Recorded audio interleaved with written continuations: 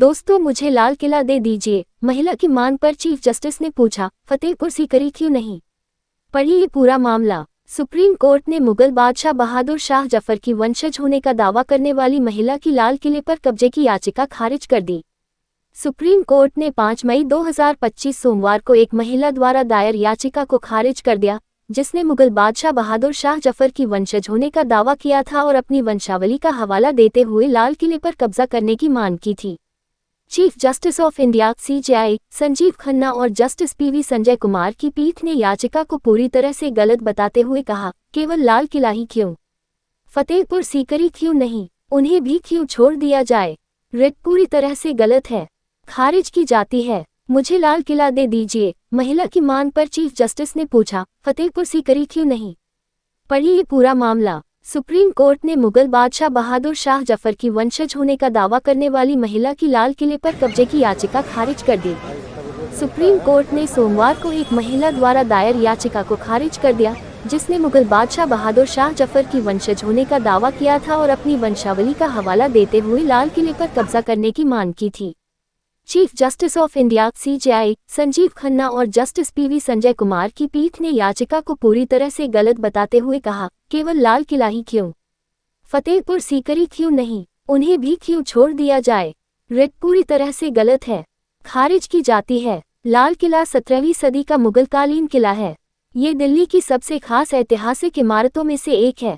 ये किला बहादुर शाह जफर द्वितीय के परपोते की विधवा को सौंपने की मांग की जा रही है। चीफ जस्टिस संजीव खन्ना ने सुल्ताना बेगम की याचिका पर सवाल उठाया। चीफ जस्टिस ने हैरानी जताते हुए कहा, क्या आप इस पर बहस करना चाहती हैं? सुल्ताना बेगम हावड़ा, कोलकाता के पास रहती हैं। उन्होंने लाल किले पर मालिकाना हक मांगा था। उनका कहना था कि वह असली मालिकों यानी मुगल बादशाहों की सीधी वंशज हैं। 1857 के प्रथम स्वतंत्रता संग्राम के बाद अंग्रेजों ने लाल किला मुगलों से छीन लिया था। बहादुर शाह जफर द्वितीय ने औपनिवेशिक शासकों के खिलाफ विद्रोह का समर्थन किया था, इसलिए उन्हें देश से निकाल दिया गया और उनकी जमीन और संपत्ति जब्त कर ली गई। सुल्ताना बेगम ने सरकार से वित्तीय सहायता की भी मांग की थी। उन्होंने कहा कि अगर सरकार उन्हें पैसे दे तो वह अपना दावा छोड़ देंगी। ये पहली बार नहीं है जब उन्होंने ऐसी मांग की है।